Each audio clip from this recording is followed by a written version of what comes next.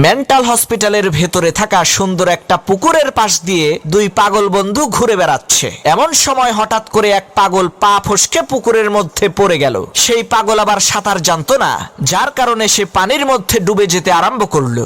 নিজের বন্ধুকে ডুবে যেতে দেখে দ্বিতীয় পাগল সাথে সাথে পানির মধ্যে ঝাঁপ দিয়ে অনেক কষ্ট করে ডুবে যাওয়া পাগল বন্ধুকে উদ্ধার করলো। এই খবর যখন মেন্টাল হসপিটালের কর্তৃপক্ষের কাছে পৌঁছালো, তখন তারা আশ্চর্য হয়ে বলতে লাগলো, আরে এই পাগল তো একেবারে সুস্থ হয়ে গেছে। তাকে চিরতরে পাগলাগারদ থেকে মুক্ত করে দেওয়ার জন্য কর্তৃপক্ষের লোকজন তাকে ডেকে এনে বলতে লাগলো, ভাই তোমার জন্য একটা সুসংবাদ আছে আর একটা দুঃসংবাদ আছে। সুসংবাদটা হচ্ছে এই, তোমাকে আজকে চিরতরে পাগলাগারদ থেকে মুক্ত করে দেয়া হবে, কারণ তুমি তোমার বন্ধুর জান বাঁচানোর জন্য যা করছো এ থেকে প্রমাণ হয় তুমি একেবারে সুস্থ স্বাভাবিক, তোমার মাথায় কোনো সমস্যা নাই। আর দুঃসংবাদটা হলো এই, তোমার বন্ধুকে তুমি পানি থেকে উদ্ধার করার কিছুক্ষণ পরেই সে ফাঁসি নিয়ে আত্মহত্যা করেছে, সে আর এই দুনিয়াতে বেঁচে নেই। তখন সেই পাগল বলল, আরে ও আত্মহত্যা করতে যাবে কেন?